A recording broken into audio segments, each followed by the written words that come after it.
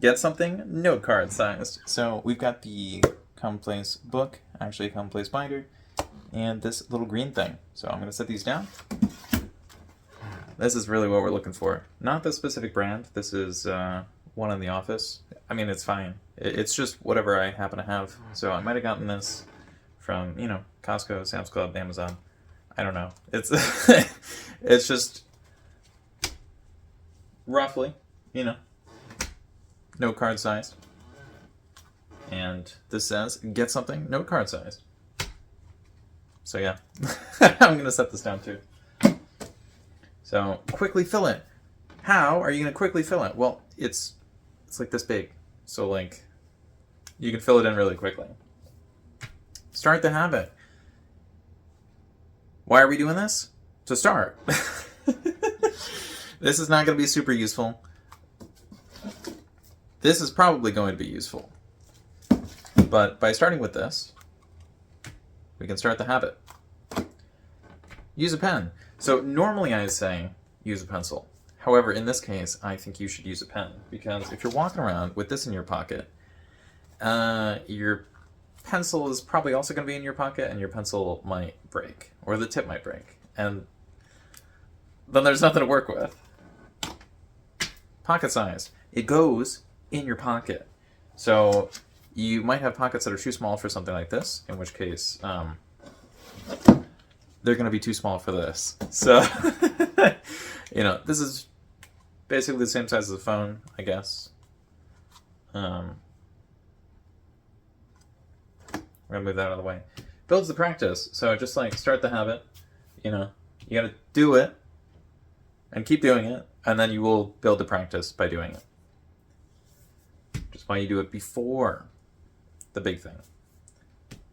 Might get stares. So if you're walking around and you're just like writing stuff down, that might be kind of weird, especially if you go to like a town council meeting. They might be like, is he writing down my name? Is he writing down what I'm doing? What I'm saying? People might feel like they're being observed. So you might have to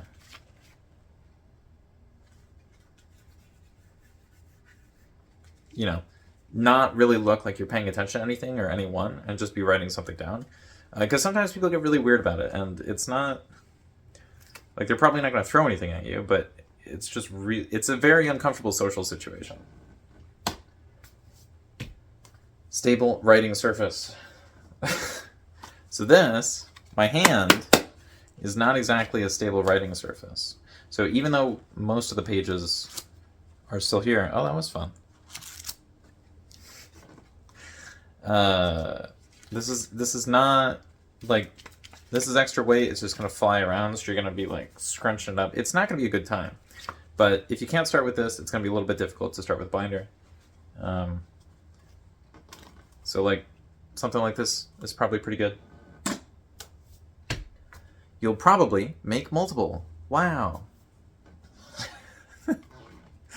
So like if you have one of these, I mean, how many pages does this have? I don't know, somewhere between 10 and 1,000? Probably between 10 and 100, but let's just say it has 100. Even if you have 100 of these, that's like what, 4? Making something roughly like page-sized? Maybe even 2 more than that. So like if if it's more like 6, I don't know what 100 divided by 6 is. I guess we could do some quick math. So if we divide by 2, you know, to simplify it a little bit, we've got, what, 50 and 3?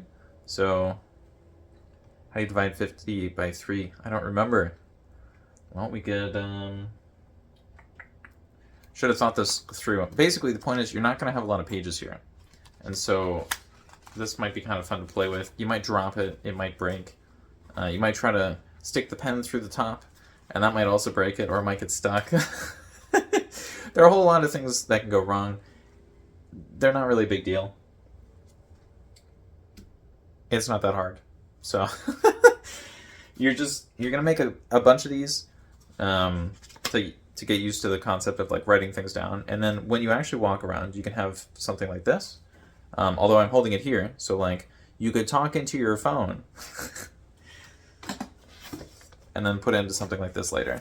Now, if you still don't want to handwrite anything, what you could do is obviously not use this and use a phone instead. You could talk into it and then have the audio recording moved over to your computer or something, and then have that transcribed into like text, and then you could print out the text and put that in a binder. Although that seems like a lot of work, and there are probably many more efficient ways to do that. How? How are you going to do that? Well, okay, you start with a tiny notebook,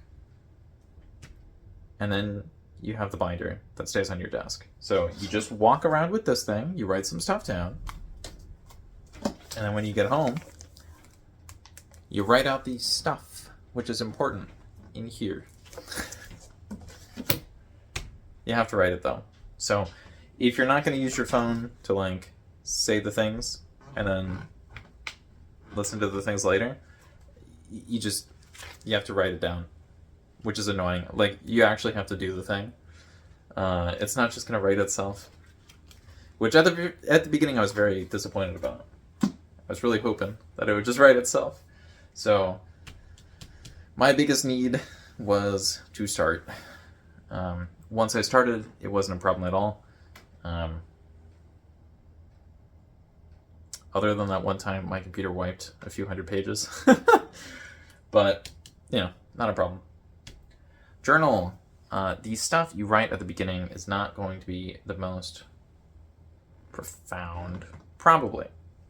I assume you're probably going to get better at this over time, so even if you have super profound thoughts, you might not be the best at expressing them in like 5 seconds with no practice in the first 5 days. So, I don't know. Try different things. So you can write down thoughts or feelings or quotes or, you know, a list of things to do or things to get. Like, you might be walking around and be thinking about pineapple and go, yeah, haven't had that in a while. That might be fun. Maybe some strawberries. Recording dreams. So this might not work for recording the dreams. And this might not work for recording the dreams. When you're recording a dream, I think you might actually want to go with a Commonplace book rather than a Commonplace binder, which is weird because this is like the video where I say to do everything the wrong way, or at least compared to how I normally recommend it. Like, I say, don't use a book, use a binder, because you can put stuff in and take stuff out.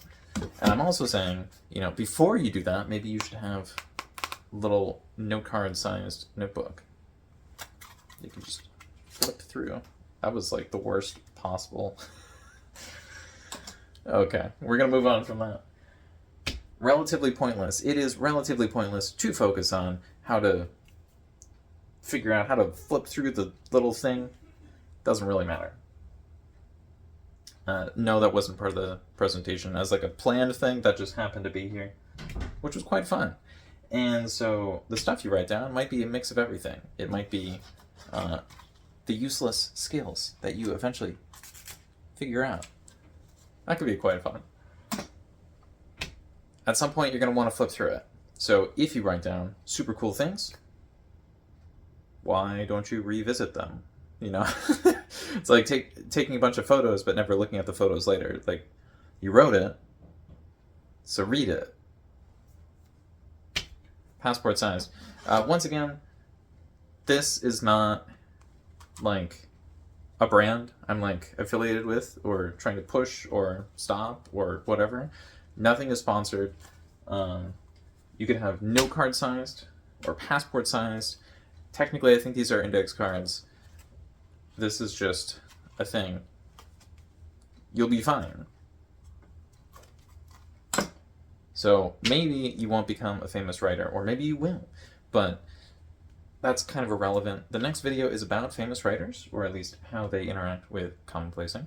So if you want to check out that next video, should be something on screen somewhere to click that. But anyways, thanks for watching. Episode number 39. Okay, hope you have a great day. Bye.